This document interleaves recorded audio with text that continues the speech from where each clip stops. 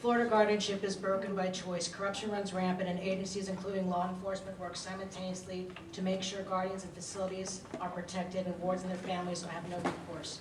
Low-income people have no options. Legal aid and the Florida Bar offer no assistance programs. No attorney will take up a case even when bodily injury occurs.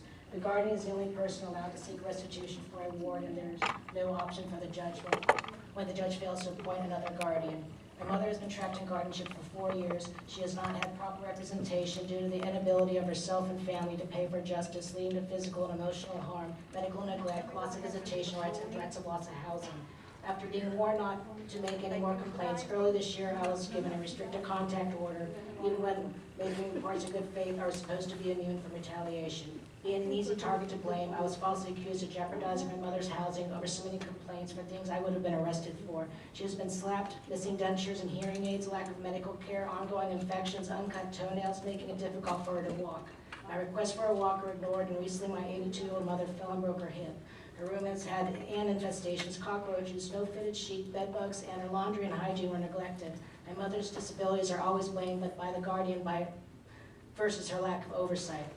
Even when I have photo documentation, these issues are investigated, yet the guardian is not held accountable. Sarasota's sheriff won't take a report about the guardian, but routinely investigates for her. Adjudication withheld should matter for families having restored power of attorney. The state is too eager to place our loved ones into guardianship instead of helping families through difficult times and leave us with no pathway to restoration. There is no real oversight and protection for wards in Florida.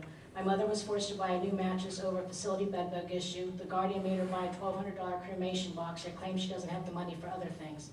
Last year I reported an eye infection, and a court monitor was put in place as well as an attorney. No one did anything to protect my mother, and several months later she had to have her left eye removed. Now a new judge has taken over, allowing the attorney to withdraw, resulting in more physical harm and emotional abuse, while ACAP won't hold him or the guardian's attorney accountable. Judicial Qualifications Committee has failed to hold the judge.